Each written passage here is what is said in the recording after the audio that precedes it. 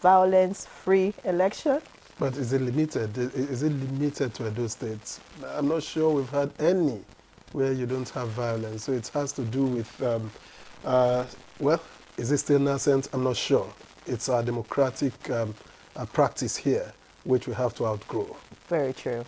So far, the top 3 candidates in the election are serving Senator Monday Okpebolo of the APC, who is from somewhere in Irua, in Edo Central Senatorial District. We also, okay. Yeah, of course. Tell us the rest. Yes, we have the technocrat, Igodalo Aswe, like they call him, some say AI, of the People's Democratic Party, PDP, who is from Ewuhime in Eastern Southeast Local Government Central Senatorial District. And of course, the newcomer to Edo politics, a lawyer and former national president of the Nigeria Bar Association, Akpata Olumide Anthony of the Labour Party, LP, if you like, from Edo South Senatorial District. You know, when people talk about where the candidates hail from, this is one of it, because Olumide Akpata happens to come from the same senatorial district as the incumbent. And so this is where some of the dynamics show up. Well, many eyes are certainly on Edo State governorship election and actions during the current campaigns. So who should deepen engagement with candidates and their parties to prevent more violence ahead of the September Edo governorship election? We have some guests joining us shortly to speak on these issues. And of course, it looks like Victor has his eyes on Edo. You know, you're talking about the senatorial district of the incumbent and that of the Labour Party. It means you have your eyes on Edo State. I should. Because you're a neighbor. I schooled in Edo, not just, I schooled in Edo. I wedded in Edo State. I got my wife in Edo State. So. Wow, great. So I have an in-law seated close to me. You're welcome to Good Morning Nigeria. I'm Ian Ray John, watching you live on the network service of the NTA. And I'm Victor, so thank you for joining us. Newspaper review will come later, but that will be after highlights of the news with Ogochukwu Kaona. Good morning, Ogochukwu. Good morning, Ian Ray, and good morning, Victor. Now, the morning news. President Bola Ahmed Tinubu of Nigeria presented efforts being taken by the Economic Community of West Africa to curb insecurity in West Africa. This comes as the mid-term meeting of the African Union concludes in Ghana.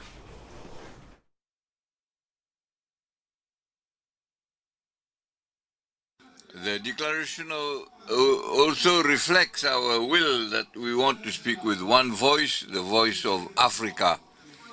And this strengthens further our position in the different international fora and meetings. And our Senate has inaugurated an ad hoc committee to investigate alleged acts of economic sabotage in the petroleum sector, chaired by Senate leader Opeyemi Bamidele. The committee seeks to identify and hold accountable those responsible for the criminal acts. They have undermined the investor confidence, distorted market operations, and exacerbated our economic challenges.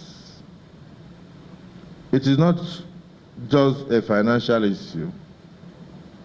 It is a matter of national security and national sovereignty. Minister of State Petroleum Resources Oil held a high-level meeting with key stakeholders to address and resolve the ongoing issues surrounding the Dangote refinery. A statement by Nneamaka Okafor, Special Advisor, Media and Communication to the Minister, indicates that attendees at the meeting include Aliko Dangote, Chairman and CEO of Dangote Group, Farouk Ahmed, Authority Chief Executive of the Nigerian Midstream and Downstream Petroleum Regulatory Authority, Benga Komolafe, Chief Executive Officer of the Nigerian Upstream Petroleum Regulatory Commission, Mele Kyari, Group Chief Executive Officer of the Nigerian National Petroleum Corporation Limited.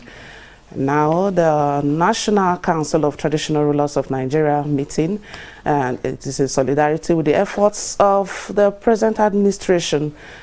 Traditional leaders across the country cautioned Nigerians to embrace dialogue rather than embarking on nationwide protests to address their plight. This formed part of the resolution of the National Council of Traditional Rulers of Nigeria when they met in Abuja to develop further solutions to ease economic hardship confronting Nigerians, especially at the grassroots. And that's the morning news. Thank you so much for watching, and do stay tuned for the rest of the program after the break.